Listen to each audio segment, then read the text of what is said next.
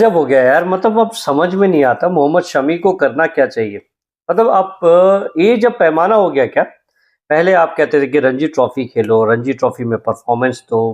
उसके बाद सडनली आपको एक ऐसा प्लेयर जो आपके मुंह पे आके कहता है कि आप गलत हो, तो आप उसे दरकिरार कर देते हो। और ये बातें आज इसलिए हो रही है क्योंकि आपने कल जब ओडीआई का सिलेक्शन किया था, ऑलमोस्ट लगता है कि आपने फाइनल ही कर दिया है ओडीआई का कि अब और कोई नहीं, मोहम्मद शमी आप बस्ता बांधो, तुम कितने भी अच्छे खेल लो, तुम्हारा कुछ नहीं हो सकता, जाओ, हम तुम्हें भूल चुके हैं। आपने पहले कहा था, कुछ दिन पहले एक खबर आई थी कि बीसीसीआई के ही किसी अधिकारी ने कहा था कि हम मोहम्मद शमी के बारे में सोच रहे हैं, हम बातें कर रहे हैं और कुछ कंसर्न नहीं है दोस्त। अजीत अगरकर जो कह रहे थे कि हम परफॉर्मेंस नहीं, उनकी जो फिटनेस लेवल है उसके ऊपर हम बात कर रहे हैं, हमारे लिए वही कंसर्न है, अदरवाइज शमी में कोई प्रॉब्लम नहीं। तो शमी ने कह दिया कि भैया फिटनेस की बात ऐसे क्यों कर रहे हो, क्योंकि फिटनेस जो है, मेरी बॉलिंग देखिए, मैं विजय हजारे में इस सीजन, सॉरी टोटल इस सीजन हमने 44 विकेट लिया है। 20 विकेट रणजी ट्रॉफी में बंगाल की तरफ से खेलते हुए, 16 विकेट हमने सैयद मुश्ताक अली ट्रॉफी में और 8 विकेट अभी तक विजय हजारे ट्रॉफी में ले लिया है। 11 विकेट ले चुके हैं 5 मैचेस। एवरेज देखिए 22.27 का है। मतलब इकोनॉमी देखिए भाई, 5.65 का इकोनॉमी है। अब क्या चाहिए? What you want from a player? मतलब आप सोचिए कि you have that same skill set, आप प्रसिद्ध कृष्णा को टीम में लेकर आ रहे हो, भैया किसके जगह पे? प्रसिद्ध कृष्णा ने रिकॉर्ड बना दिया मार खाने का। जब बॉल फेंकता था तो ऐसा लगता था कि अभी छक्का चौवा उसे फ्री गिफ्ट की तरह दे दिया जाता था।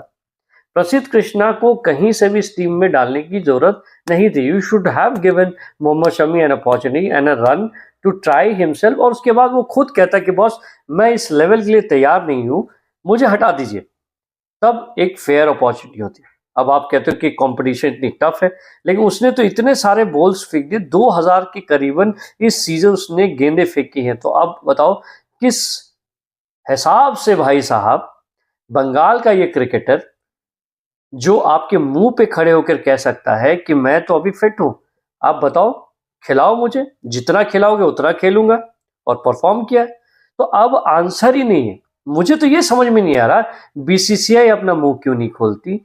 हम इतने जो फेवरेट हो गए, हम जो क्रिकेट को फैन करते, फॉलो करते हैं, वो बातें कर रहे हैं, आप क्यों नहीं चूज कर रहे हो? आज मुझे ये समझ में नहीं आ रहा कौन ऐसा है सेलेक्टर जिसने मोहम्मद शमी के बारे में बातें नहीं की। कौन ऐसा सेलेक्टर है जो आपने एक कवर अप कर दिया, जाके अपने स्वामी से बात कर ली कि भाई हम तेरे लिए सोच रहे हैं, हम अभी स्क्वाड में ले लेंगे तुझे, तू अभी भी बाहर नहीं है। ये मैं भी मानता हूं कि Mohammed Shami still in the reckoning. बहुत लोग कह रहे हैं कि दरवाजा बंद हो चुका है, लेकिन मेरे हिसाब से मोहम्मद शमी का दरवाजा अभी तक बंद नहीं हुआ, क्योंकि मोहम्मद शमी के साथ हर समय ऐसा हुआ है। आपको याद है ना चैम्पियंस ट्रॉफी, जिसमें मोहम्मद शमी को नहीं खिलाया गया, उसके बाद इंजर्ड हो गए बुमराह, उसके बाद मोहम्मद शमी गए और उन्होंने एक मैच जिताऊ पारी खेली थी। मतलब बॉलिंग इतनी की थी, इतने विकेट थे कि उन्होंने अकेले अपने दम पे हमें चैंपियंस ट्रॉफी जितवा दी थी। और शमी का ये रिकॉर्ड हमेशा रहा है।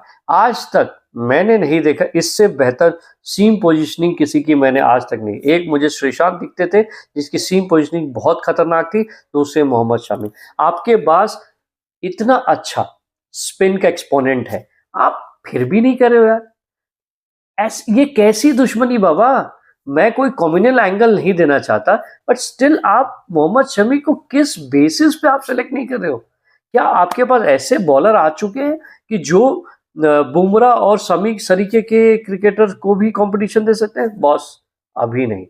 You have still lot of time, you make your cricketer. आप ये कह दो कि भैया ऋतुराज को तो हमने इसलिए नहीं खिलाया क्योंकि हम खिलाए कहाँ। मैं बोला भाई आप सिलेक्शन ही किस बेसिस पे करते हो? बाकी का तो छोड़ दो, अक्षर पटेल को आपने बाहर कर दिया, नीतीश रेड्डी को आपने किस बेसिस पे अंदर रखा है? किस, क्या उसको हार्दिक पांड्या बनाना है? भैया इतने मौके दे दिए हैं कि हार्दिक पांड्या नहीं बन सकते, वो अभी भी पानी पिलाएगा, वो टीम में रहेगा ही नहीं, खास करके इंडिया में। तो क्यों रख रहे हो भाई? दूसरी बात, ऋषभ पंत को आपने टीम में क्यों लिया है, किस बेसिस पे, किसकी फेवरेटिज्म है? ऋषभ पंत ने कोई ऐसा परफॉर्मेंस तो दिखाया नहीं था जो इस टीम में रह जाए। आप कह सकते हो भैया संजीवनी बूटी मिल चुकी है उनको, लेकिन ऋतुराज गायकवाड़ ने क्या किया भाई? उसने तो लास्ट मैच में सेंचुरी मारी थी जब श्रेयस अय्यर नहीं था। तो ये मतलब श्रेयस अय्यर आते ही आप ऋतुराज गायकवाड़ को टीम से निकाल दोगे, ये कहाँ की इंसाफ है?